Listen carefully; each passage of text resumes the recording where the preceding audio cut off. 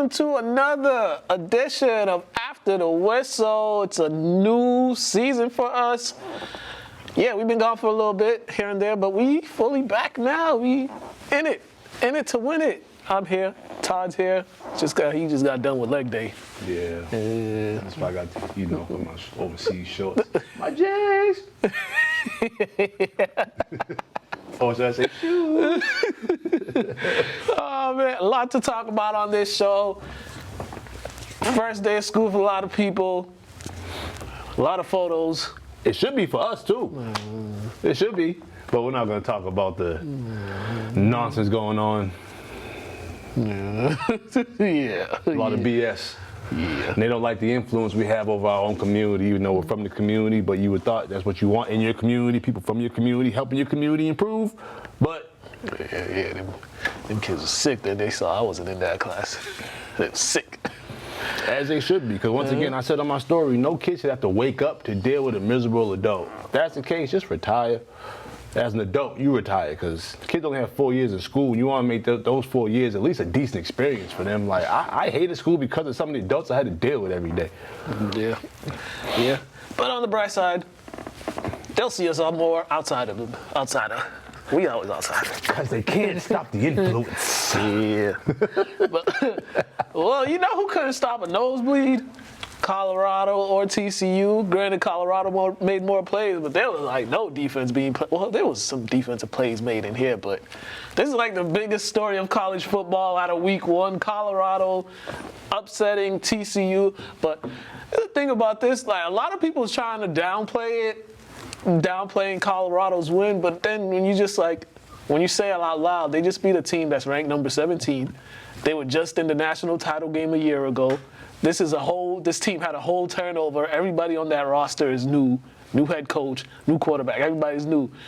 That's the chances of that happening in any sport is like probably slim to none. It doesn't happen too often, and like people just really.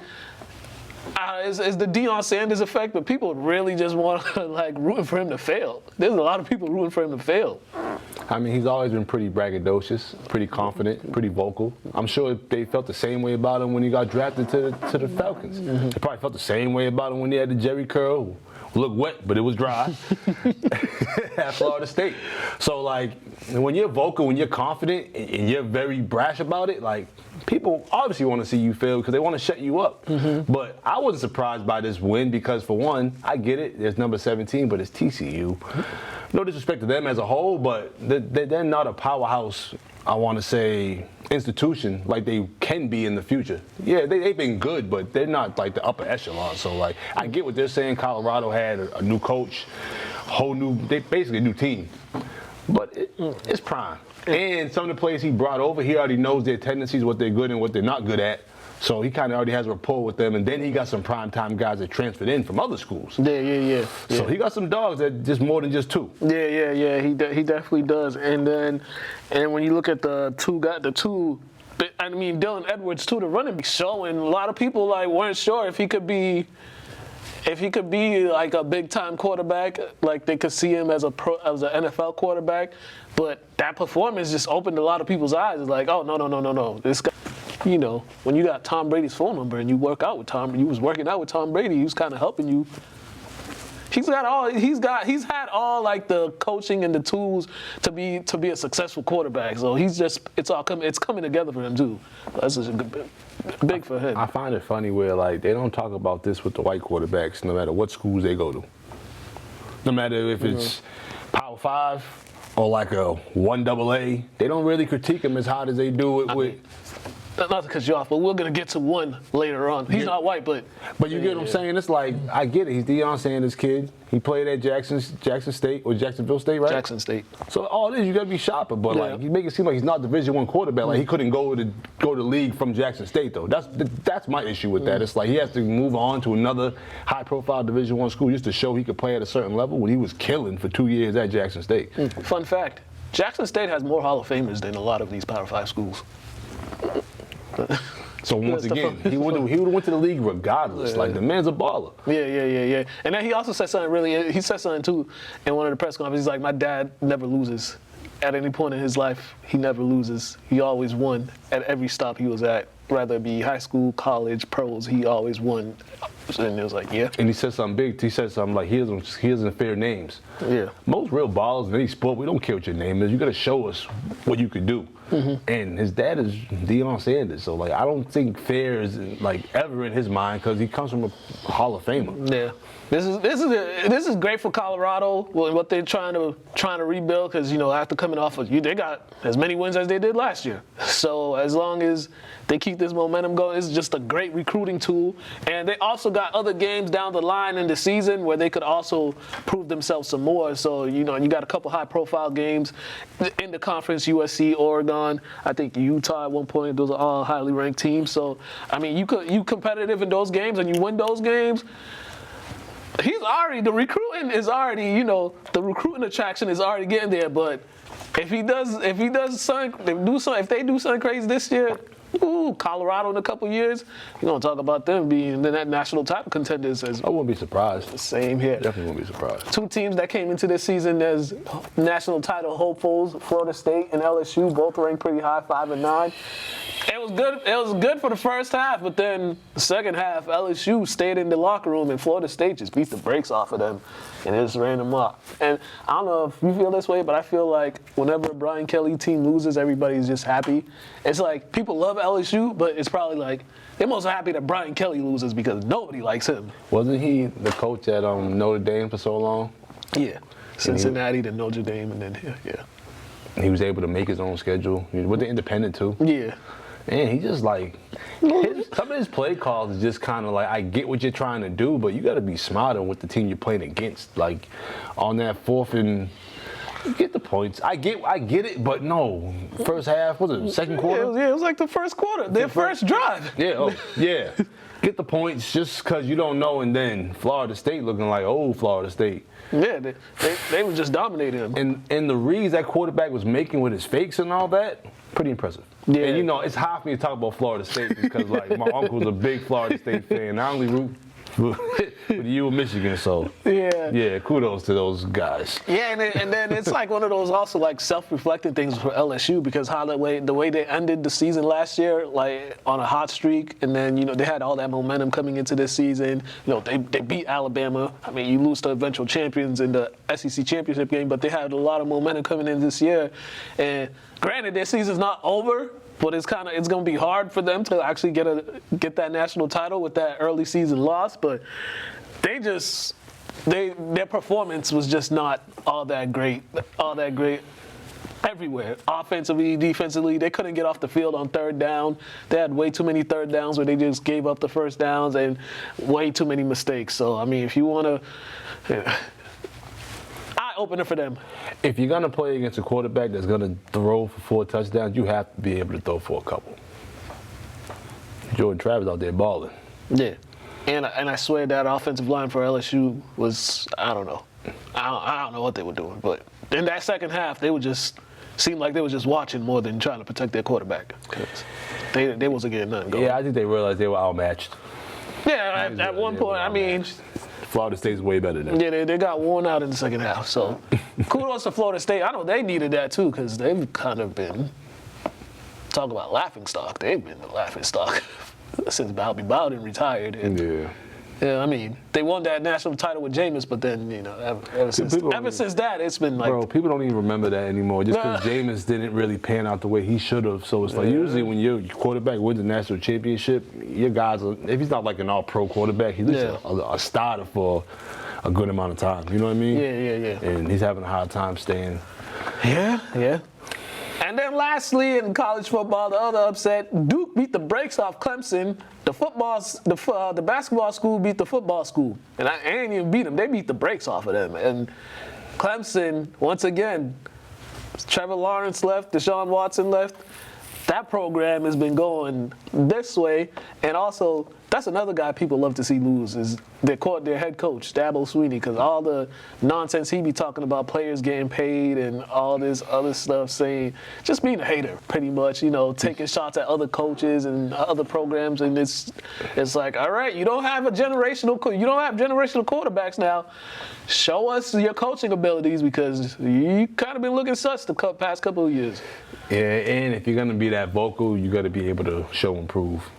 You can't be that vocal and they go hide behind your players, hoping that they do the job for you. Mm-hmm. They're gonna do their job on the field, but you also have to put them in position to be successful. Yeah. So now it's time to show what you're getting paid to do. Yeah, and it was just like, I mean, Clemson was just, I don't know, they was just like. It was like they was just there.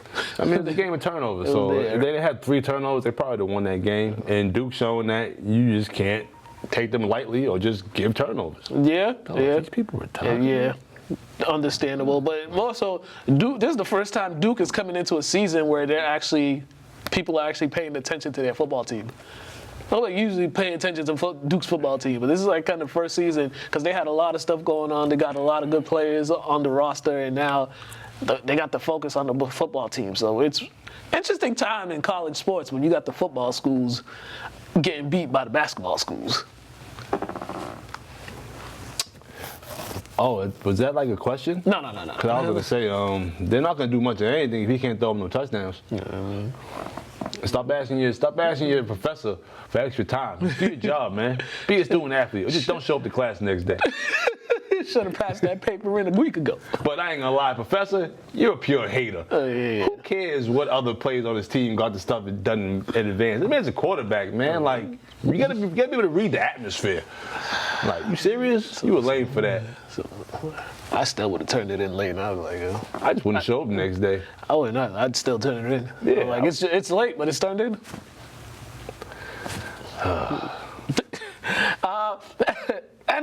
To the NFL we go. NFL season kicks off tomorrow with the Chiefs and the Lions. But the Chiefs, Travis Kelce, hyperextended his knee at practice, so I think he's a game time decision. Chris Jones, their defensive tackle, I think he led the team in sacks. He's not with the team right now because they're not trying to pay him. And then you got the Lions coming in town where the head coach was asking if he could actually have a pet lion on the sideline. This was a serious thing. He asked if he could have a pet lion on the sideline for their game. I don't see any issues with it. If you have the proper things around it to make sure it doesn't escape, or you know what I mean, you have the proper people around putting the cage or something. I'm not totally against it, man. That dude is a riot. I'm not totally against it, but it got to be it can't be like every game or something. Like maybe first home game of the year or something. Like you bring the lion out, but he doesn't stay the whole game. You bring him back to. Bet you if he had it his way, he'd probably say he should wrestle the lion at halftime. The way that dude. He's not a small guy. The way he's wired, man. But this upcoming season, it's for the Lions, a lot of hype coming in for them. A lot of hype. They got a lot of hype. They had a good off season, ended the season well. People are actually semi-taking them seriously, so let's see if they could use that momentum. They were competitive last year, but let's see, now that people are going to focus on you. Let's be real. We watched a legendary running back by the name of Barrett play for so long for the Detroit Lions, and we took them seriously knowing they were never going to win anything. So at least give these guys some credit. You know what I mean? They compete. Yeah, they compete. And also Jared Goff. It's like a resurgence. Resurgence. He's last year he quietly had a great year that nobody talked about. He's from California, right? Yeah. He had to get away. Yeah. He had to hit the cold, get a Sherlin, get a bubble jacket. He out in Detroit. It's cold out there compared to where he's from. So I think he just needed a different atmosphere. Yeah, and then for the Chiefs, them. It's all you have Patrick Mahomes, you good. But now we're gonna see what those other guys can do with the skill. If Kelce isn't playing, some of those receivers and running backs. So now this is their time. You got all the opportunities to get the targets because he won't be just focused on the Kelce. So we're gonna see what those other guys can do because if they're able to just step their game up and not duplicate what Kelce does, but just be available and don't drop no passes. they'll be fine because you got Mahomes back there. You're gonna get the ball. You're gonna be open, so they'll be fine. But it's I don't know. But I think they should pay their guys though. I mean, You should pay Chris Jones. He did lead the team in sacks. yeah, I don't understand that when somebody does something like that, leading the team or even leading the league and things, and then you feel like that's the time not to pay him. I'm telling you, man, the NFL might be the only sport. If you're actually producing and doing good things, they don't want to pay you. Which is just unless you're a quarterback. They don't want to pay you. Any other position, they don't want to pay you. They'll try to do everything in the world to not pay you, which is just weird. I don't get it, but whatever. Patriots, they opened their season up this Sunday against the Eagles. The Eagles coming to town. Also, I think Brady's retirement, jersey retirement or whatever. Sign. They doing something for him on Sunday. But Jack Jones, he also got his charges dropped. You know, he had the gun at the airport. Okay. Those charges were dropped, so see what happens then. So you going into the season, we still have question marks about the team, especially offensively. A lot of question marks offensively. I just want to see what they do offensively because if I have to see them struggle to score points again, I might just lose my mind because there's no reason. With the way the NFL is so offensively friendly, there's no way they should be struggling to score points, especially when they get in the red zone. That's the biggest area right there, the red zone. So, Yeah, you ain't saying nothing. I don't disagree with. So yeah, I don't have much to say about the Pats. Good thing they got Zeke. Yeah, we go. I mean, we don't know what Zeke Hand him. He's good for them 3-yard touchdowns and stuff like that. Are they going to call the plays to give them to him? That's the question. No, I'm not the biggest Bill O'Brien fan, so yeah, Mr. Butt with the butt chin. Oh, you got a booty chin? Yeah, he got the little. Yeah, Bill O'Brien. Yeah, I'm not the biggest fan. I mean, he's better than Bill O'Reilly.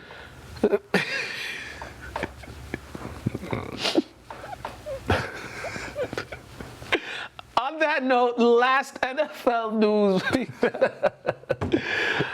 Yeah, this happened a while ago. We weren't on, but we'll talk about it briefly. The Cowboys traded for Trey Lance. The 49ers got rid of him. It says more about the 49ers, too, because they did so much just to get this guy, gave up so many assets, moved up in the draft to get him. He only played like 8 games or something for them. They had like no faith in him. They was just trying to find any reason, and then you just make yourself think. He's like, all right, if you're gonna give up on this dude so quickly, why did you make all those moves, trade all those assets when you had the number 3 pick and Justin Fields was right there for the taking? This never made any sense to me. So kudos to young man Trey Lance. Yeah. Kudos to him for getting out of there and getting with the Cowboys because you might have a chance to actually play. Yeah.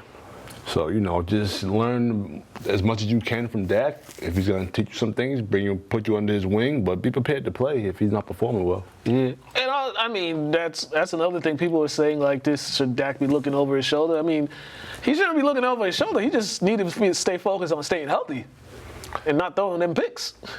But that's part of looking over your shoulder. Because, at the professional level, there's somebody behind you that's capable of doing your job. Maybe even better than you or to the same level. Yeah. So he can't feel like he has as much leg room as he once did because he no longer does. Yeah. But I think the Cowboys, they won't bench Dak for like throwing interceptions. They'll keep him in there. But you miss a few games here. And, I don't even know what number Trey Lance is on the depth chart, but he gets in there and he starts playing well. Now it's going to be like, well. You want to have a relapse. What was last year? Yeah. I'm just saying. Yeah. And then also back to the 49ers, they've kind of missed the ball on quarterbacks, too, because your head coach is supposed to be a quarterback whisperer and stuff, and he's come from a family of quarterback whisperers and stuff. But you didn't pick Patrick Mahomes. Now you didn't pick Justin Fields. There's a few quarterbacks you skipped in the draft that were perfect for the team in that system, and they didn't pick them. And it's just like anybody else, this is a fireable thing. Everybody gotta get fired. GM, head coach, whoever was in charge of making all those moves to acquire that one guy at the number 3 pick when there was somebody else there they could have got without making all those moves. It's a fireable thing. They gotta fire everybody. Yeah, this is the first time in my life I've seen an NFL team and I did not understand them at all. For the past 3 or 4 years, I did not know what the 49ers were doing. I'm surprised they made it to the Super Bowl. It's just like, I just don't understand. Just don't understand. Yeah, I don't either. But hey, man, whatever. As we go, all right, new season of No Huddle with Craig. He's got your fantasy stardom and pick 'em for this week. I'm trying to win a fantasy league. Fine, I got so close last year and then ended up losing. Missed out on the $500. Terrible. But Craig with the No Huddle, and then we're gonna come back. What up, everybody? Welcome to No Huddle here on After the Whistle. It's your boy Craig here for your fantasy football starts and sits of the week. Doing it in the work truck because I forgot to do it last night at home, so doing it grimy and gritty. Let's get right into it. It's week 1. You know, this is what we've been planning for. And let me get you started off right. First off, starting my Washington Redskins. They're going up against a depleted Arizona Cardinals team. I think Jahad Dotson is going to have a crazy good start. If you made some bad decisions and didn't draft good quarterbacks, this is a week that you can actually start Sam Howell. Surprisingly enough, this is probably one of the few weeks you can start your Tampa Bay players. Got a good matchup in the secondary against Minnesota. So if you're hoping that Mike Evans and Chris Godwin will have a good week, this is the week that it's going to happen. So plug them in and hope for the best. Fingers crossed. The Atlanta Falcons and the Carolina game is going to be a score fest. The running backs, Miles Sanders and Bijan Robinson, will go off. Adam Thielen will have a good night. Same with Drake London. Your quarterbacks will be good, but I wouldn't start them. It's going to be a good night for those two teams offensively. Tonight you have the Detroit Lions going up against the Kansas City Chiefs. Travis Kelce might not play. Take him out of your lineup. I wouldn't even risk it because, if he don't play, you got a 0. So make sure you throw him one of your backup tight ends. If you didn't get one, then you might want to be looking at Jake Ferguson from the Cowboys or Gray from Kansas City, although I don't know if I love that start against Detroit. But Detroit's going to have a good night. And if you're trying to start someone from Kansas City that's not named Patrick Mahomes, look for Sky Moore to help you get points in your lineup. In my personal opinion, I wouldn't start any of the Eagles running backs going up against tough Patriots defense. I believe that Devontae Smith and A.J. Brown are going to have a tough night ahead of them. Patriots, they play defense really well, so it's going to be a run for us and manage the clock for the Patriots. So if you got Ramondre Stevenson, he will have a fairly good, probably stellar game. Get you in the double digits, close to 20 points. Like I said, I love Miles Sanders in this game against Carolina. Also, Hayden Hurst. If you can't play Travis Kelce and Hayden Hurst is on the waiver wire, they've got a good matchup in Atlanta. So I like that game for him. What else we got? It's week 1, so hopefully you got all your top guys in the lineup. Don't forget, put Cooper Kupp on your bench because we don't know what's going on with the hamstring injury and those things linger. Might want to try to package him up for some players, someone who has deep wide receivers and is willing to give them up. Obviously, we know Jonathan Taylor will be playing for 4 weeks. I like Jamal Williams in the Saints game. I don't like the Raiders, but I do like Denver. If you want to take a flyer on Marvin Mims, rookie wide receiver, I think he's going to have an excellent game. There's no NFL footage on this guy right now, just college footage. So therefore, I think that and Oakland doesn't have Vegas doesn't have a great defense. So I think that Marvin Mims, the rookie wide receiver, will have a good game. Another rookie I'm loving this week is going to be Zay Flowers going up against Houston. That defense isn't good, but their offensive line is. It's going to be a shootout for both teams, and I think Zay Flowers, being the gadget guy that he is just going to put up some great PPR numbers. He might not score a touchdown, but I think he's going to get a lot of receptions for you. Finally is Jordan Addison, another rookie I like this week, going up against Tampa Bay. And this is, once again, it's going to be a shootout, so it's going to be points on both sides of the board. I don't like Alexander Madison this week going up against Tampa. I think they're going to really just be shooting it out all night long. So if Alexander Madison is at your 1 or 2, consider putting him on the bench. And the defense I like, besides the Saints, we all know the Saints defense is going to put it down this week. But I like Washington going up against Arizona, and a sneaky defense I like is the Jets going up against Buffalo. People think Buffalo are going to run over them. I think the Jets are fired up, and their defense is going to prove it. That's all I have for this week. See you next week on No Huddle. Back to After the Whistle. We are back. Okay, high school football. High school football in the state kicks off tomorrow.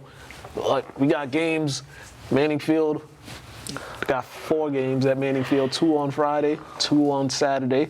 But we're going to check out my interview with the high school sports writer for the Boston Herald, my guy Matt Feld. He talked about players in the States to watch, games this season to check out. So check this out, +1 with Matt Feld.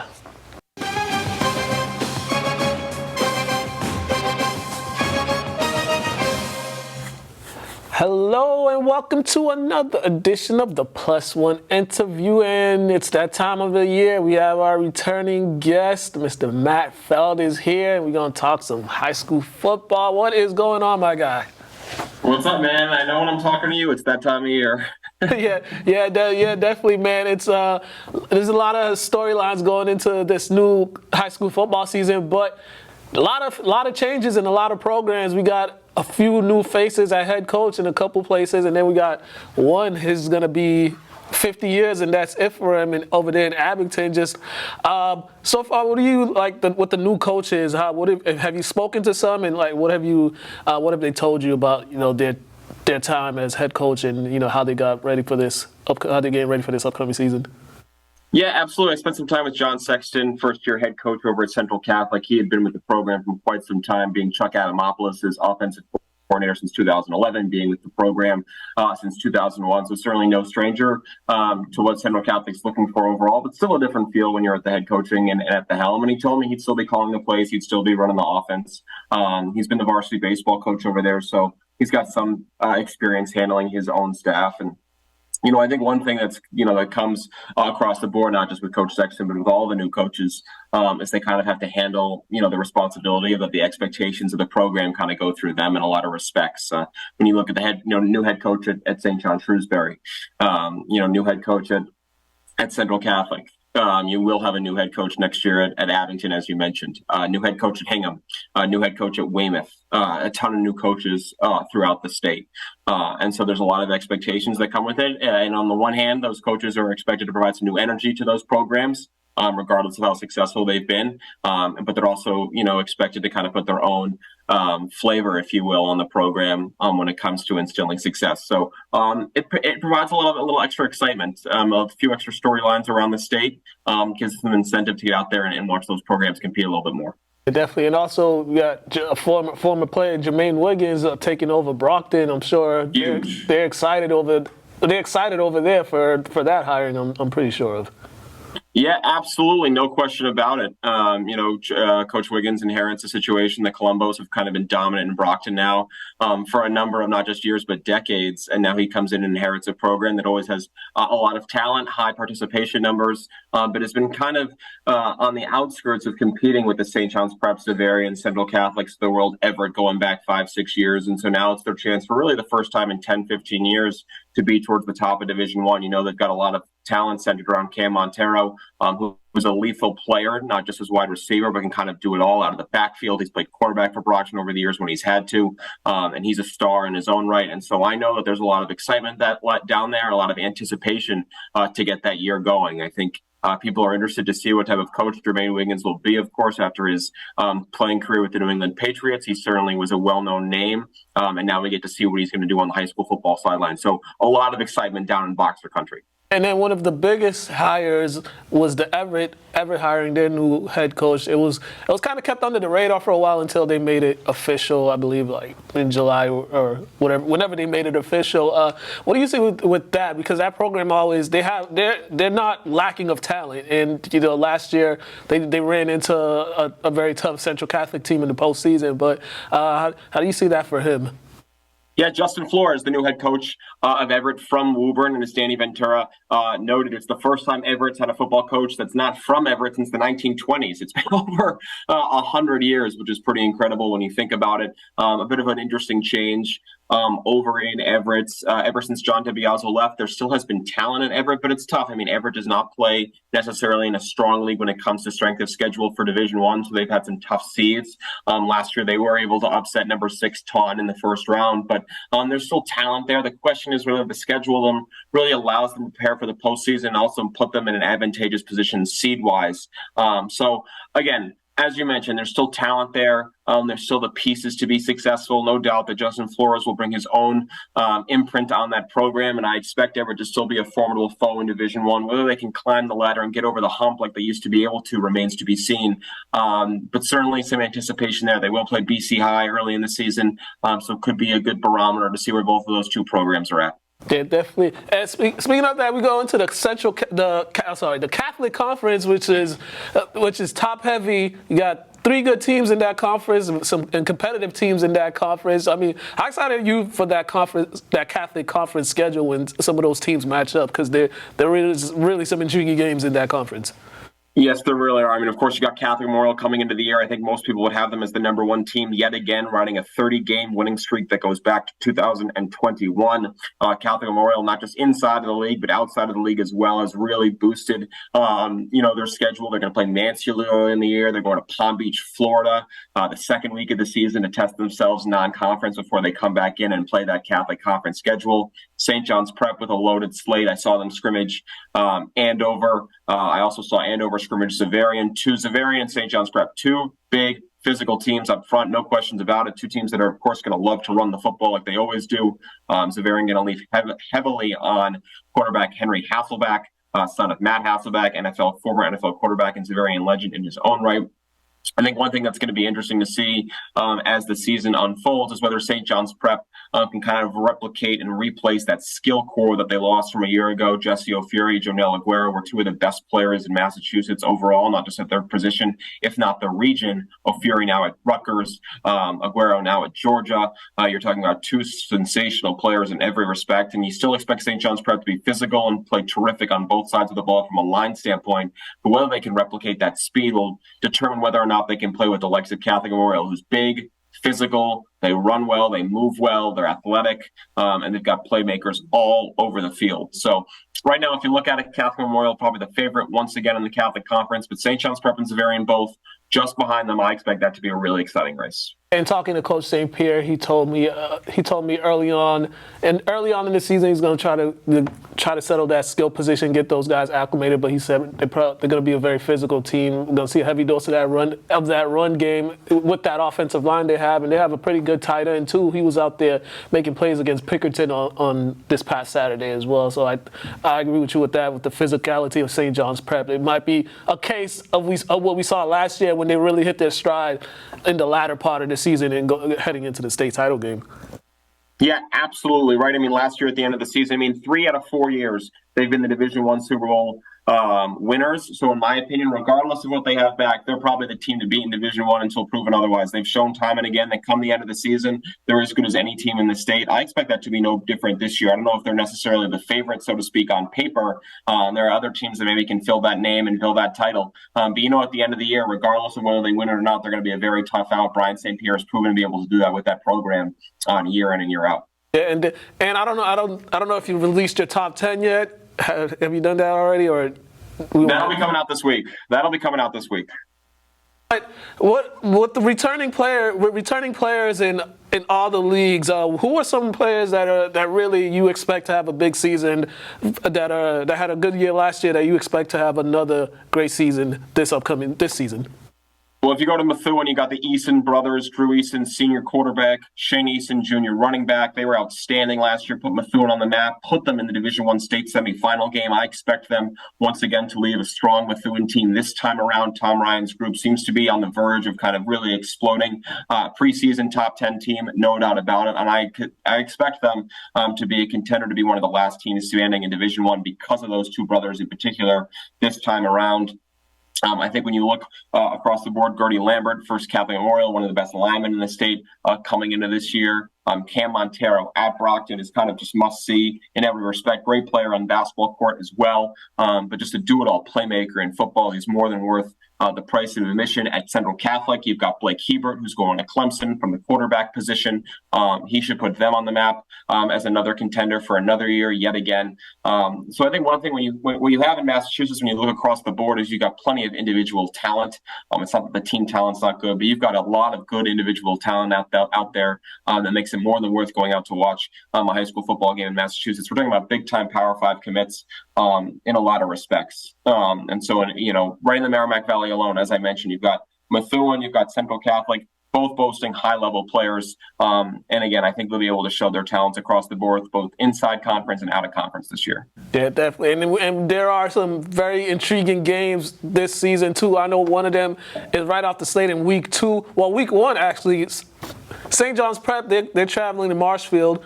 And then right after that, they come back. They're hosting Central Catholic, so those two games right there, just what a way to start your season. But what other games on the slate for this year do you have highlighted that are going to be big time games for people to go attend? Yeah, week 1, you got Mansfield going to Catholic Memorial. That's a pretty interesting game. Mansfield now in Division 3. We're in Division 2 for a number of years under Mike Redding. Now they're in Division 3, but Mike Redding's team always prepared to play in big-time games. And I don't know if they can beat Catholic Memorial, but certainly will give a good indicator of where they're at and also where Catholic Memorial is at in terms of whether there is that big gap this year between them and the rest of the field. That happens in week 1. That's certainly something that's going to catch my eye. Central Catholic playing Springfield Central yet again this year. Two teams that you expect to be in the running, to be in the running to be there at the end when it's all said and done. Certainly a game that I'm looking at and highlighting, and a game that's interesting to me. King Philip playing Walpole, a game between two classic old school teams that kind of love to run the football and tough and grind it out. I expect both of them to be both in Division 2 and Division 3 respectively, contenders towards the end of the season. Andover and Brockton, to me, is a very interesting game. Two completely different styles. E.J. Perry's Andover team always known to spread it out and try to throw the football all over the place and kind of make plays when things seem to be broken down. Brockton trying to reassert themselves as a Division I contender. That's an interesting non-league game to me between those two foes up in Andover. I think that's week 5. So a number of games across the board. I think teams have done a great job pretty consistently when you look at it in terms of going outside of their conference and scheduling high-level teams, especially in the new MIA system where strength of schedule really matters. I think it's provided a great incentive for a lot of teams to boost up their schedules, and we're seeing that right now. And as we take a little trip up to the North Shore with two programs that were just at Gillette Stadium, St. Mary's and Kipp Academy, a lot of losses for both teams at skill positions, but they got some good guys coming back. For St. Mary's, what do you see for them? Because they did lose a lot of guys, but in speaking with head coach Driscoll, he says he's pretty confident in some of the returning guys that got minutes last year, that got playing time on the field last year is going to increase this year. He feels like they'll be very productive with some of those guys that are going to step in this year. Yeah, and I mean, as you mentioned, right, a big loss for them in a lot of respects. When you lose David Brown, right, it's pretty hard to replace him. There's no question about it, although he was injured at one point last year. One thing that I'm going to be interested to see out of both of these teams as the season unfolds St. Mary's is kind of in a unique circumstance. One of their primary rivals, Bishop Fenwick, now playing in the postseason this year, a game that usually would have big, sort of implications both for the league and also from a rating standpoint. How does Bishop Fenwick handle that game? How does that kind of shake up St. Mary's schedule? I think something that interesting that a lot of people are paying close attention to for both teams, both St. Mary's and KIPP.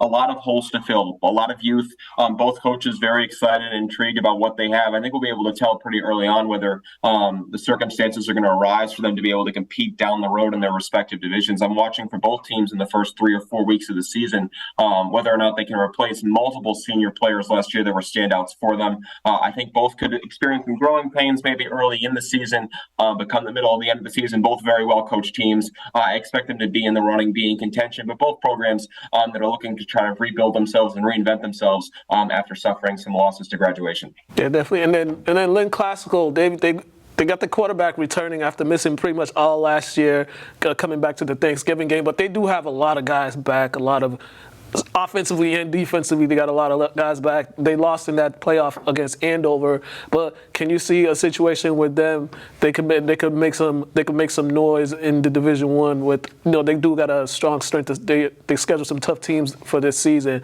But do you see them, if they're healthy, they could be a threat to some of these teams in Division One?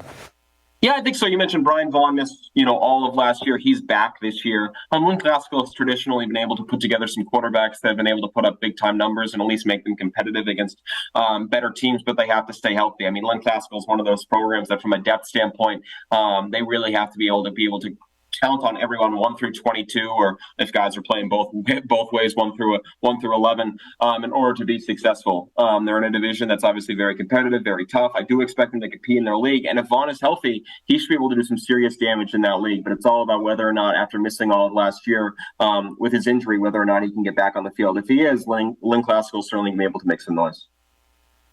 And then lastly, get your early predictions. Who do you think we're gonna be seeing at Gillette Stadium by the time we reach December? Oh, well, the weird thing is now, as I mentioned earlier, there's been so much realignment in divisions this year. They redid some of the divisions this year, so some teams have bounced around. Some people might not even be wary of where some teams are, like Mansfield and Milford going to Division 3, Reading going to Division 3. In Division 1, I think when it's all said and done, I do think St. John's Prep will find their way back there. I just think their line is such a difference maker. I think there's some younger teams in Division 1 this year, like Central Catholic, like Springfield Central, that I do expect St. John's Prep to get back there at the end of the year. I don't know if they're going to win it again this year, but I do expect them to get back there. I would not be surprised if we had a Catholic Conference showdown in Division 1 between St. John's Prep and Xaverian in the Super Bowl. In terms of Division 2, I expect Catholic Memorial and King Philip. I expect a rematch for the third year in a row in Division 2. I expect both those teams to be there. Once again, I just think they're a cut above the rest of the teams that are in Division 2 when you look at it right now. In Division 3, I think Milton, Steve Dombrowski's team, always chomping at the bit to get back. I expect them to be once again contenders in Division 3, and I expect that they will get back there in Division 3. I like what Walpole has together, so I expect Walpole to get there in Division 3 as well. I'm not going to go through them all 1 through 8 because we could be here for quite some time. But other teams I'm looking out for: Strasbourg Tech in Division 5, made it a year ago. I expect them to get back there this time around. Other teams I'm looking at are North Reading and Swampscott in Division 6. I expect both of them to put together very strong seasons. I also like what Carver has done, keeping a close eye on Carver in Division 8. They put together a tremendous summer, and I expect them to have a really, really good fall as well. All right, Matt, thank you once again. Well, once again, before we get out of here, please let them know where they could read your stuff and also where they could find your work. Yeah, absolutely. Running for the Boston Herald for the 8th year, if you can believe it, because I cannot, that they've kept me around this long. I'm going into my 8th year covering high school football for the Boston Herald, so you can check me out on bostonherald.com under our high school sports page, or on my Twitter, Matty, Matty, Feld, Feld, 612, Matty Feld, 612, where I publish all of my content as well. Righty, pleasure as always, my guy. I definitely will be seeing you at some of these marquee games this upcoming season, and definitely at Gillette as well again, man. Continue the great work out there, and then I will see you soon, my guy. Always a pleasure, my man. Great talking to you. Look forward to seeing you this fall. Righty, that was Matt Feld. You guys have been watching the Plus One interview. Have a good day.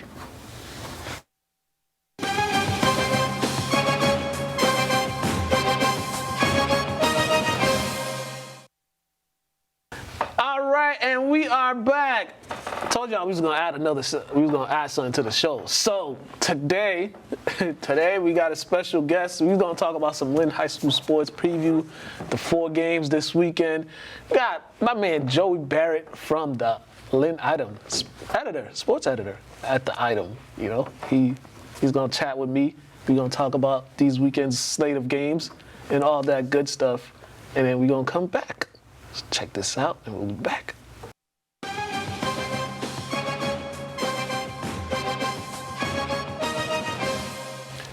All right, here's my man Joey. First time here with us. We're gonna talk some high school sports. First off, how you doing, man? I'm doing great. Let me just say I'm a big fan of the show. Big Yes, fan sir. of you. Thank you for having me. Man, hey, we appreciate you watching. We appreciate you coming on. Hopefully we're trying to make this a weekly thing, so y'all gonna see more Joey or someone else if he's not able to. But we're trying to make this a weekly thing. But quickly, were you on the soccer beat for the city tournament? Yeah. Can you tell us a little about what happened in the city tournament and leading up to the championship game? I believe it's this Saturday, right? The championship game. The times are not official yet. Okay. So yesterday was a great game. It started off with Lynn Tech and Lynn English. Kind of a defensive, physical matchup. Mm-hmm. And Tech did kind of a sniping goal in the first half with about 6 minutes remaining, and then a breakaway towards the end that kind of put it away. Yeah. But both coaches very optimistic, and Tech's going to give St. Mary's a good run for its money. I would say St. Mary's is probably the favorite team on Saturday. Yeah. And speaking of St. Mary's, they had a great game. Kaya Jackson and Nick Miller, they're superstars. Yeah. People need to understand that one. Kaya had a hat trick. Nick Miller had a goal and 2 assists. So a lot of star power with these teams. Yeah, and this is the first time. I know you said this is your first year covering this. This is going to be the first time in a little bit where we're not having father-son in the championship game between Lynn Classical Eric Marino and Lynn Tech's Eric Marino Sr. Because those two, they've been in the finals. I don't know how many years, but it's been between Lynn Tech and Lynn Classical. So this is going to be an interesting matchup now with St. Mary's and Lynn Tech. How do you think that'll play out between those two teams? What do you see the advantages each have? I like the depth of St. Mary's. I gotta say, I think they're a little more versatile, and I think offensively they can beat you from multiple places on the field. Yeah. Tech has, it's 2 or 3 players who can finish, but I think the star power of Kaya and Nick is going to be a lot to handle. Yeah. Especially the big game. They've shown they can play, beneath the bright lights. So, if I had to pick, I might go St. Mary's, but I think it's going to be a very good game, and it won't be decided in the first half. Okay, definitely. So times have yet to be scheduled, but the game will be taking place this weekend. So make sure you read the item, read the item because they put that up. Next up, we got 4 games this weekend. We got double headers Friday and Saturday. Football is here. Our first game of the night, Kip Academy, St. Mary's. Last year, these two teams opened up football season at Manning Field. They're going to do it again. Last year, it went in favor of St. Mary's with a dominant victory. I felt like last year's game. Were you there last year? I wasn't. You was not there last year. So last year's game, St. Mary's got to a 14-0 lead, and it was like, then Kip Academy kind of they held them off for a little bit. Kip had a chance to get some points on the board and make it a game, but then St. Mary's made some plays, stopped them on the goal line, and then it was after that, I felt like that's when St. Mary's really took control of this game. Losing a lot of guys, both teams. St. Mary's were graduating, I think, like 8 or 9 guys that were key contributors. Kip graduating Vic and Juan, they're 2 all-league guys. And now you got a bunch of young guys and a bunch of veterans, too, for each team that are going to step up for this matchup. I just feel like we might have a more competitive game this year than we had last year because of all the turnovers that happened with the programs, with the two programs. Yeah, I'm happy you mentioned the elephants in the room with Kip, or maybe they're the Panthers. So the Panthers in the room with Juan and Vic no longer there. But I was talking to Coach Rabbit a few weeks back, and he was saying, they're such stars and so important for that program that they might have overshadowed a few of those guys who can really play. I mean, you got guys like Chanel coming back. They've still got a lot of star power. But then there are also people gone on St. Mary's. You got David Brown, Kalangis, Falaska, and those boys. Yeah. So I think this one's going to be a close game. Yeah. A possession or two. Yeah, I think so too. And then also, you spoke about Chanel. He's going to be taking the quarterback. He's going to be taking the quarterback room. They have a young freshman quarterback who he's injury right now, which is why I think he would have been the starting quarterback week one if not for injury. He has a lot of potential. When I spoke with Coach Rabbit, he told me that young freshman quarterback they have, there's a lot of potential there, and he's going to be a really good player for them when he gets on the field. But when I look at St. Mary's too, you got a quarterback that caught on later on in the season. Especially during the playoffs, he caught on, Tyler Guy, and then two guys. Offensively, Ernie Paneas, I think people really are underestimating how good this young man is, because his time when he was at Lynn English, his sophomore year, he played behind a great all-conference running back in Wesley Chandler, so he was splitting carries with him. He transfers over to St. Mary's. You got 2,000-yard rushes in front of you. This is his first year where he's running back number one. He's going to get the bulk of the carries, and I think people that know him won't be surprised by what he does, but a lot of people that really aren't familiar with him are going to be surprised to see what he does on that field at running back this year. And Coach Sean Driscoll will tell you the same exact thing. Mm-hmm. He's a superstar. Like you said, if you know him, you're not going to be surprised. In his carries and his plays last year, he showed up. Mm-hmm. And Tyler Guy is a dual threat quarterback at its finest, though. Yeah. Not just in Lynn, but the surrounding coverage area for us. Tyler Guy can really throw it. Like you said, he caught on, and he performed in those clutch games. Yeah. Whether it was in the cold in the semis or it was in the Gillette Stadium, of course. He can perform. He can perform. And something about this, when I talked to Rabbit and Driscoll, the respect they have for each other is fantastic. Mm-hmm. They both called it, an up-and-coming rivalry in the city. Yeah. So, is it Friday yet? I'm excited. Yeah, right. I'm excited for that one. And then to cap off Friday night, we have Lynn English taking on Lawrence. Two teams. This is the first time these two teams have playing each other that I can remember. It's been a while, but. With Lynn English, my biggest thing with them, because our last glimpse of them is them having a horrendous offensive performance against Lynn Classical on the Thanksgiving Day. Their biggest question mark is quarterback. They were having a quarterback competition during camp between Jaden Rosario Jr. and Limbert Thomas III Jr. But with this team, there's so much talent on that team. Offensive line, they have the offensive line play. They got some young skill guys that I think could really play, but that question mark is just the quarterback. I think if they get that situated, if they get that under control, this team can do some things offensively, because defensively they'll be fine, but it's offensively. That's the thing I want to see from them in week one. What are they going to do offensively? Absolutely. And when talking to Coach Anthony LaFrada, who used to be a water boy for English, by the way. I was there when he was there. Oh, yeah? Yeah. I was on the team when he was on. Absolutely. He is the man and a great guy and a great interview, as you probably know. Yeah. He was telling me he wants his offense to be a lot more imaginative and creative. Mm-hmm. So I think they're going to be fun to watch. I mean, if any coach says that, I think it's bound to be fun. Like you said, a lot of skill, a lot of versatility. So I like English tomorrow. Hey, man, I can't root against my team. I just, my last images, because there was too many games last season where they were struggling to score. That was just my biggest thing. But I know these guys, they put in the work. It gotta show, and they have all the potential in the world. If they somehow put it all together, it's gonna be one of those teams that can make some noise in the city this year, not even in the city, in the area. So, yeah. But I don't root against English. So. And after starting 0-4, they turned it around last year, though. So if that pattern continues, man, yeah, definitely. They've shown they could. They've shown when they get it going, they could get it going. The consistency. All they need is consistency, and so they can make that playoff push. And now we go into Saturday, Lynn Classical, who I think might finish with the best overall record out of all the teams in the city, because a loaded roster, so many guys coming back. Your quarterback is healthy, fully healthy, and he's back under the helm. You got a running back, a young running back. You got the receiver. You got this stuff there for them to make a push for this season. I don't know if you checked out their practice. What did you see? I was speaking with Coach Ron. What were you hearing from them?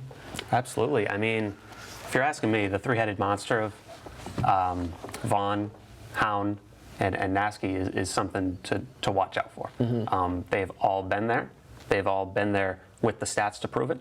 And I think Tyron Howland, when he got 300 yards in one game last year, I talked to him. He was ecstatic. He loves the game of football. He's excited. And same thing with Brian. I mean, he's had his injury problems, but oh my gosh, did he have a great Thanksgiving? Yes. A couple touchdowns, 100+ yards. So I'm excited to see him. And Naski can deliver. I remember being up at Revere High School, and he had that game-winning touchdown across the middle on a slant route. So, no, I'm pumped for Classical. And I could agree with you in terms of the overall record. Yeah. And Coach Vaughn's old school. He's going when he's up and comes that fourth quarter, he's gonna employ that offensive line to take over, and he's gonna pound that ball, and you're gonna have to deal with that running bait. Because it's not only Tyler; they got a couple other backs too. Even the quarterback as well. They could wear you out with their run game. So Classical, I think, and especially them getting that experience in the tournament against Andover, they have the postseason experience too, so they know what it takes to win a postseason game and make a run. So yeah, I really have high hopes for this team, because that's a really talented team right there with all those guys. And then lastly, we have Lynn Tech taking on Malden. I was at practice for Lynn Tech. I was at their scrimmage. It didn't go the way they probably wanted to go, but I think that offensive line, I think Coach said they're really young at the offensive line, but I think there's a lot of big boys on that line, and they have the skill guys that can complement that offensive line. So I think once that offensive line gets in tune with what the system and how Coach wants them to play, yeah, they'll be a formidable team, because they really are underlooked, that offensive line. That's a great point, and it's going to be hard to replace Tyler David, Michael Monblow. Those are great players, and they're balling right now at the college level. If there's one thing about playing for a James Runner program, whether that be football or track, he's going to have you motivated. He's going to have you ready to go. And he's smart. I was talking to him a lot this summer. I saw him at the 7v7 games at Fenwick. He was just watching. Coaches aren't allowed to coach in that. Yeah. But he was just watching, collecting data, as they say. And I think Tech's going to come out tomorrow at Manning Field for sure. Yeah, collectively, I think every team in this city has the potential to have a winning season. I think every team in this city, it's just a matter of putting it all together. Some, it might take a little time, but I think every team in the city collectively has the talent to have a good year this upcoming season. Oh, man, we run out of time, man. My man. Appreciate it. Oh, before we get out of here, please tell them where they can find your stuff and where they can read your stuff. Absolutely. You can read at itemlive.com. A couple of sports stories a day on there, and then the paper every morning, except Sunday morning. Hey, plug in your social media as well. Oh, Joey_Barrett with 3 T's at the end on Twitter. Give me a follow. Sports coverage for sure. All right, definitely. Make sure if you see him at the game, say hello. All right, we'll be there. I will see you there. I'll see you Friday. And I'll see you all weekend, man. My man, appreciate it. Appreciate it. Thank you. All right, we're out of here.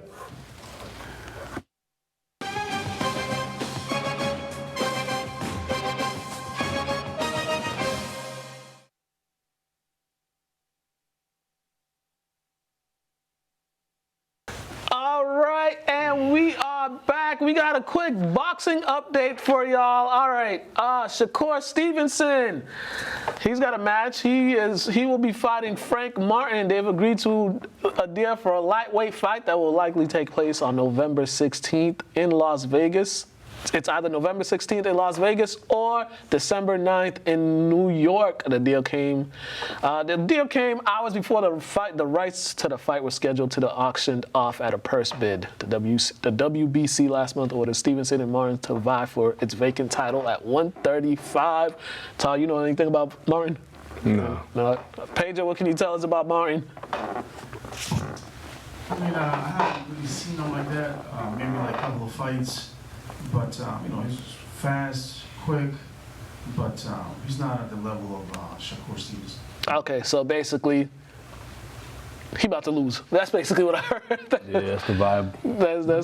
That's what I heard. And yeah, I mean, this whole Devin Haney thing, that ain't never gonna happen, huh? Because it seems like to me, it seems like Haney is ducking Stevenson. Is ducking Shakur. I mean, he can't duck him forever. So yeah.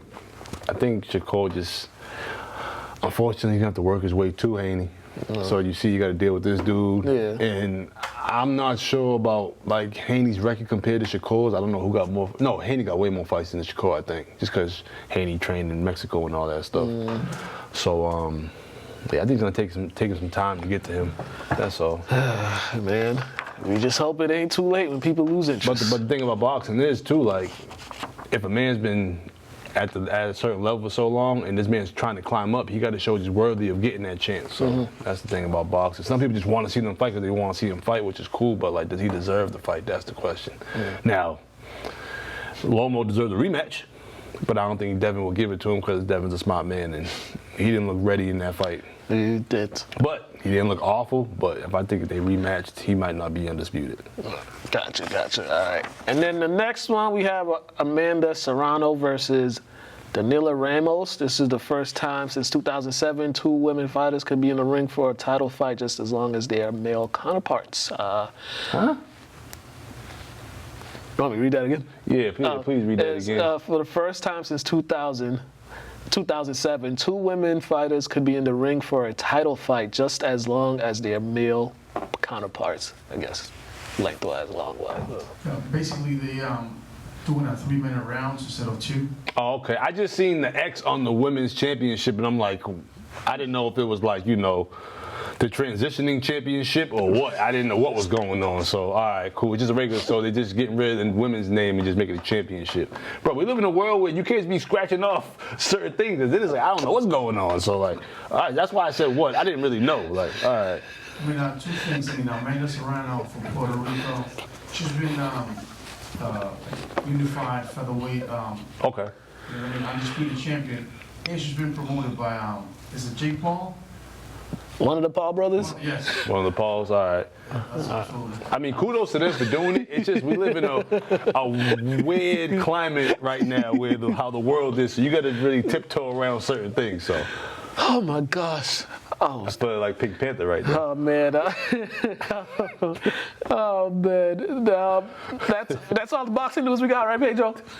That's it. Yeah, we'll talk about the big fight that'll happen at the end of the month when, you know, as it comes closer. So yeah, we thought it was last month. Me and him thought it was happening last month, but we was wrong. Speaking of the Paul brothers, did you see why one of them was trending the other day? I'm not sure. You know, I see everything, so I kind of forget it. But. Had something to do with his partner, and yeah, I'll tell you. I'll tell you after. That's our boxing update. Let's go to. Man, Saturday I was over at Holy Cross. They had it was their home opener. They played against Merrimack College. It's pretty cool, exciting environment. I enjoyed myself. But first, we got post-game interviews. First, we got Jalen Coker and wide receiver Jalen Coker and head coach Bob Chesney. Fun fact, Jalen Coker, they were scouts, NFL scouts were there to check him out. So that was cool, because some of them would walk past me. I'm like, oh, okay. Scouts are mad little. That's usually how it goes. But check this out, and we'll come back. You guys got some opportunities with some deep routes. Jalen, I know you had a couple of big passes. Was that just you guys taking advantage of their one-on-ones when you saw him and just he quarterback and receiver connection worked on those? Absolutely. I think it's if I'm ever matched one-on-one, I feel like throw me the ball, just throw it up, let me go get it. But yeah, no, we definitely took advantage of their defense and we knew what it was coming in. There's some good turbo situations. Situations where we went pretty fast too after bigger first downs. The clock doesn't stop anymore to move the chain, so we were trying to move as quick as we can and catch them in some substitute packages. I thought Matt did a great job on the one in the right corner, really looking the safety off to the left and then coming back to the right and throwing an excellent ball. So we missed a couple other things in there too, but you know, these guys, you know, in a one-on-one matchup, you know, we like our guys. In that first drive too, you guys marched down the field, but then you guys got held. What got it going? Because there was a couple of series you guys didn't do much, and then it seemed like one series, once you guys got rolling, the offense started flowing. Yeah, I think you just got to find a play, and you got to let that play be the catalyst of that drive, right? And I think that's where we kind of started that scenario when we have a big run. Then okay, now let's use this momentum. Let's pick up the tempo a little bit, and let's get a chance to feel, you know, that we're moving the ball in a positive direction. Let's use this momentum, and I think that whole thing is what we started to find. You know, we did have a couple of big ones. That fourth down stop was tough, you know, to stomach, but it is what it is, and I thought we came back out and just kept battling and finding the play and letting that, again, breed another play and breed another play. And we are back as Todd goes through my phone as I showed him, but maybe we'll get a live reaction from him after he's done reading what I just gave him over there on my phone. Oh. That's what they were talking about. He's real disrespectful. Oh. Shout out to Dylan Dennis, man. I thought he was kind of creepish because every time somebody said something about the Logan Pauls, he was always under somebody's any UFC guy or anybody talking trash, but man, he's the ultimate. Yeah. All right, next up, next up, we got linebacker Jacob Dobbs, and we got running back Jordan Fuller.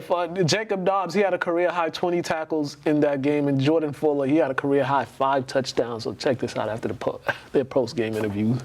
Defensively, in that first half, they had a lot of success running in between the guards and in between the tackles. What did you guys do differently to slow that down in the second half? Because it seemed like they had moments, but they didn't really have as much moments, as successful moments. Yeah, I think the way they were blocking some stuff, it was really interesting. They were blocking kind of in unison. They were moving together, and we were trying to fit blocks instead of just being downhill. And then we got some different fronts defensively, and then honestly, it was just kind of a look in the mirror moment, like, hey, we just got to start running through people's faces again. Like, it was that it started, 2 years ago during this game, run through someone's face, and at halftime, that's exactly what we said. We got some different fronts schematically, did some different twists, and that, alleviated a lot of the stress in the run game. Jordan, did you feel like late in that fourth quarter that they started not wanting to tackle you? Did you feel like the offensive line really took over the game? That's why you guys had so much success. Yeah, I think as we started running a little bit more of our our bread and butter stuff, we started to wear them down for sure. And when you're going against an offensive line like that for 4 quarters, it's hard to battle every single play. And I think those last couple of drives you could kind of see that. All right, we are back. Okay, time for some highlights. Check this highlight out. Merrimack College, Hurley Cross. Check the game highlights out.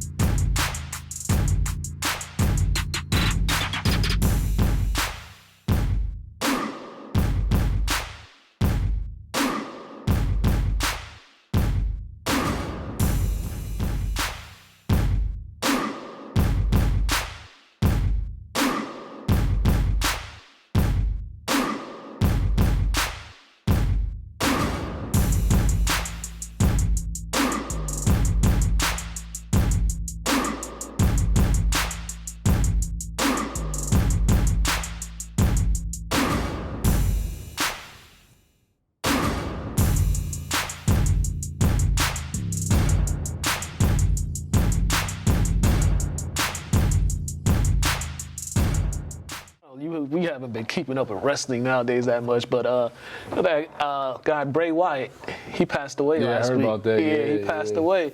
And then when I found out, that's the IRS man's kid. Damn, man. I was like, That's sad, man. I mean, it's always sad you hearing about people losing their lives. I always wondered, when they first, because I probably caught the Wyatts, kind of the back end, just watching wrestling randomly. First. That's how I got the hold of them. It was like the first time I watched Raw in a long time. Introduced them. I'm like, what's up with this kind of creepish idea? And I always wondered how some of these guys got their into wrestling, but a lot of these guys are descendants from other wrestlers. So that's wow. Man, that's unfortunate though, because he was solid. His character was legit. His mask was cool. The little lantern he had was dope. I love the creativeness of the Wyatt brothers. And fans loved him too. So I think 2 of them him and another one had already passed away before. And another one of were they actually brothers? No, brother. But yeah, another one that was in the group, he passed away too. Like, it might have been like a year ago or so. I don't know. Man, So just be careful, man. Lot of wrestlers going. There was another one that passed away too. I forget. It was one of the ones we came up on. I mean, wrestlers die all the time. Man. Yeah, I forget. He passed away like a couple months ago. I forget who it was though. But yeah, just sad. Okay, before we do our picks, just quickly, this just breaking news. Joey Bosa. Oh, no, not Joey Bosa. Nick Bosa just signed a 5-year, $170 million extension with the 49ers. He was holding out, but they got the deal done, which wasn't a surprise. They were going to get the deal done before the season started. So 5-year, $170 million. So kudos to him. Lakers picked up Christian Wood. They signed him last night. Solid pickup. Team USA beat the brakes off somebody the other day. I forget who it was. It was Italy. Italy.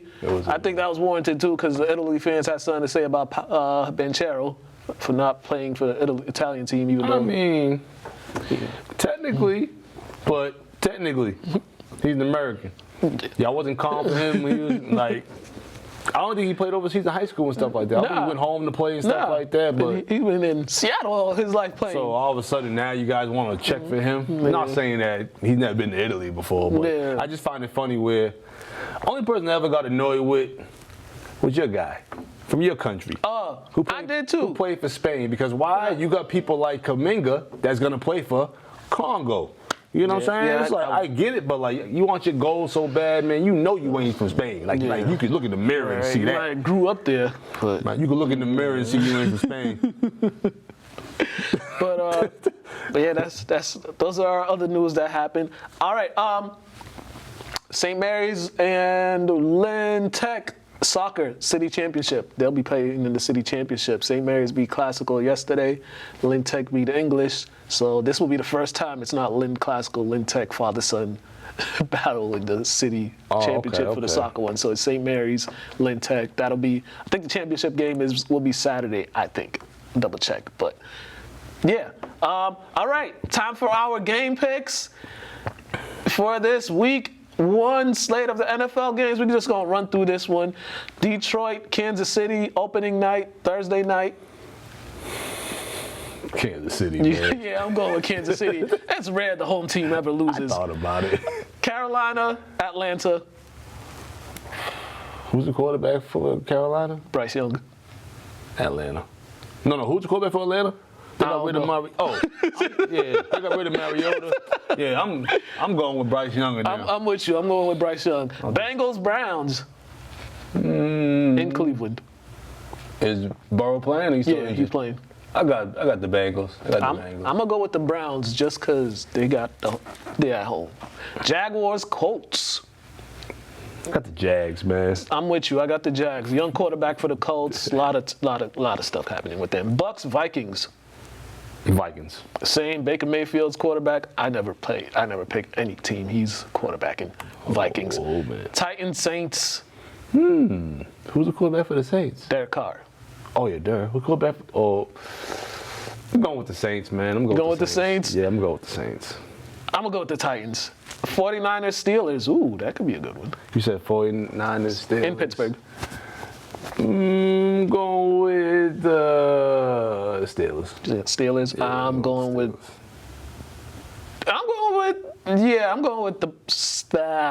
the 49ers. I don't even know who to pick. Cardinals, Commanders. Kyle is not playing, so. That team in Washington. Yeah, I'm going with the team in Washington. Ravens, Texans. Ravens. Packers, Bears. Go with the Bears, Same, I agree with you on that. Broncos, Raiders. I'm gonna go with the Raiders. I can't. No, he gotta prove me otherwise. Yeah, I'm gonna go with the Raiders too. I'm going with the Raiders. Eagles, Patriots. We don't go against the Pats. Yeah. Dolphins, Chargers. Go with the Fins. I'm going with the Chargers. Rams, Seahawks. Going with the Seahawks. I'm going with Geno. I'm with Geno. Cowboys, Giants. Cowboys. I'm gonna go with the Giants. Bills and the Jets.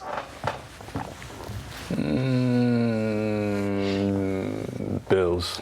I'm going with the Jets because the Bills, they got some internal issues. Did not know that. Thanks for telling me that after I made my pick. I mean, you can still change it. I already made the pick, man. I mean, I change my picks all the time. Nah, I was gonna go with the other. I'm gonna stick with the Bills. All right, but we won't count it. Nah, it's all good, man. Oh, man. That's it. Thank y'all for watching. You know, we'll be back next week. LCTV After the Whistle. Make sure you go check the highlights out over there on the Instagram page. Mr. Burton 23. Make sure y'all go check him out on Instagram. Mukala K, Instagram, lyntv.org. Go to the website. Facebook, Lynn Community Television. YouTube, Lynn Community Television. Yeah, I peace out.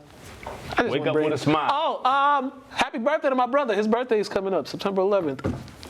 I'm trying to Shout out to my bro. Happy belated to my mom.